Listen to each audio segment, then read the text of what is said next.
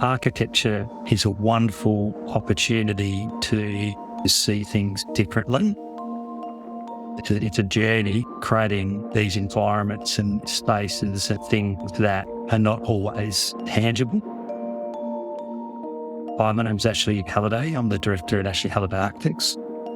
And my name's Rupert Linden, and I'm an associate at Ashley Halliday Architects.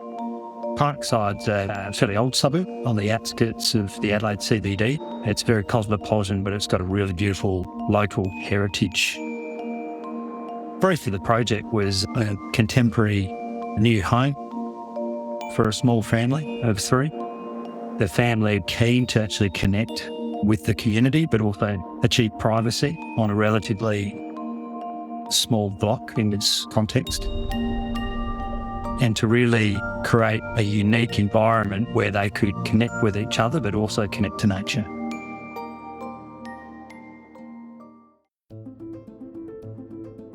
As you enter the house, you sort of approach a fairly traditional front door. Immediately to the right of that, there's a beautiful beach seat, creates a space to activate the front garden. There's a beautiful joinery piece as you enter the hallway, which allows you to declutter, I guess, as you enter the space. And a little spare room module that sits behind that for those work from home scenarios or just get away from the rest of the family scenarios. And left-hand side is immediately a master bedroom with its own ensuite.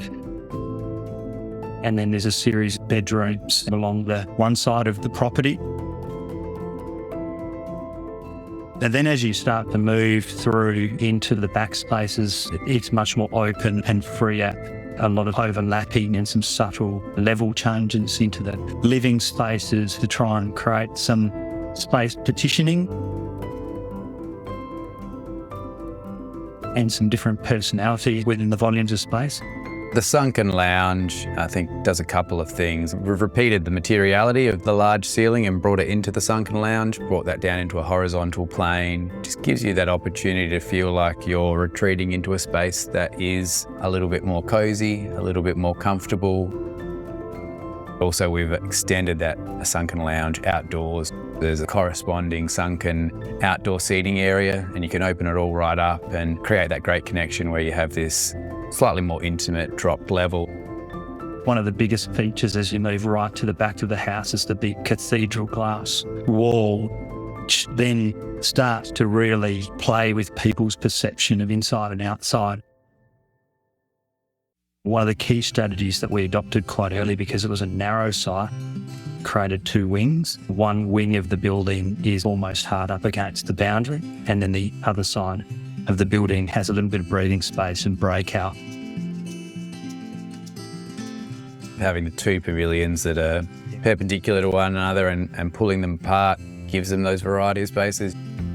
They put a lot of effort into the landscaping, native elements within the landscaping, preserving the existing vegetation patterns on the site. There's really quite a beautiful natural ecosystem around the fringes of this home, which actually make those interstitial spaces and moments that we've created in the house even more enjoyable. And as you move from inside to outside and look back at the facade, it's a huge reflection of the landscape and the glass, and the building almost disappears. The colour palette is quite restrained. I think we've kept it really to a few key materials. The timber, there's the lovely Tasmanian oak veneers. The key external material is the brick. That's quite a warm white brick. A steel superstructure, which requires almost nothing in terms of maintenance. And while there's a few extra finishes in certain areas, they really are the key elements. For us, it was just about simplicity, but also bringing in lots of warmth, but also really durable finishes as well, suitable for a family home, and it'll last a lifetime. You come and do your defects inspection and you're hammering the poor old builder to get things done and tweaking and adjusting things, and then it takes a good 12 months or 2 years before you can almost detox and experience it afresh, and it's actually quite cathartic.